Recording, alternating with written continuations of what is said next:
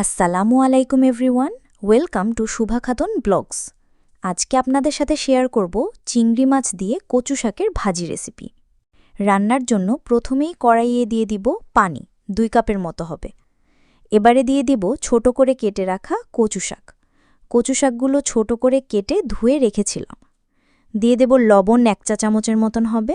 এবারে ঢাকনা দিয়ে ঢেকে কচু শাকগুলো সেদ্ধ করে নিব 10 মিনিটের মতো। 10 মিনিট পর ঢাকনাটা খুলে একটু উল্টে-পাল্টে দিব। কচু শাকগুলো যদি এভাবে একটু সেদ্ধ করে পানি ঝরিয়ে নেন তাহলে আর গোলা চুলকানোর ভয় থাকবে না। এগুলো সিদ্ধ হয়ে গেছে, এবার এগুলো নামিয়ে একটা চালনিতে রেখে পানি ঝরিয়ে নেব। একই কড়াইয়ে দিয়ে দিব সয়াবিন তেল পরিমাণ মতো। তেলটা গরম হয়ে গেলে দিয়ে দিব জিরা 1 চা চামচ। এবারে দিয়ে দিচ্ছি রসুন কুচি, 1 কাপের 4 ভাগের 1 ভাগের মতো হবে। রসুনটা দিয়ে একটু ভেজে নেব। দিয়ে দেব পেঁয়াজ কুচি 1 কাপ। পেঁয়াজ এবং রসুনটাকে 2 থেকে 3 মিনিটের মতো ভেজে নেব।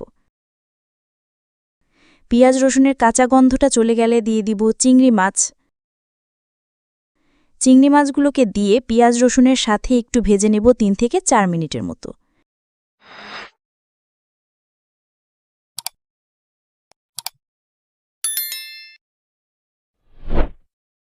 এবারে দিয়ে দেব কাঁচামরিচ ফালি ঝাল অনুযায়ী। এখানে যে যেরকম ঝাল খাবেন সে অনুযায়ী কাঁচামরিচটা অ্যাড করে নেবেন।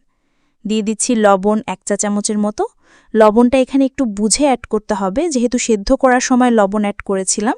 সো আবারও সবকিছু একটু সময় নিয়ে ভেজে নেব।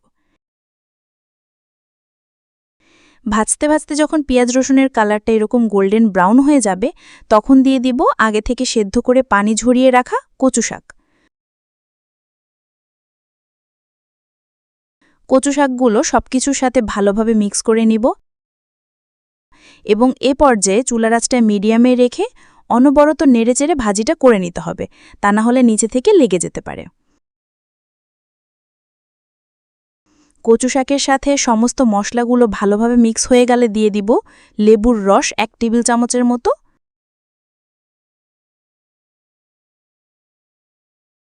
লেবুর রসটা দিয়ে আবারও সবকিছু একটু ভেজে নেব। তো এই পর্যায়ে লবণটা টেস্ট করে দেখতে পারেন ঠিক আছে কিনা। তো এই পর্যায়ে ভাজিটা হয়ে গেছে, চুলাটা অফ করে দিয়ে নামিয়ে নিব। গরম ভাতের সাথে চিংড়ি মাছ দিয়ে কচু শাকের এই ভাজিটা খেতে ভীষণ মজা হয়। সো বাড়িতে এইভাবে একবার ট্রাই করে দেখতে পারেন, আশা করি ভালো লাগবে। এতক্ষণ সাথে থাকার জন্য ধন্যবাদ। আসসালামু আলাইকুম।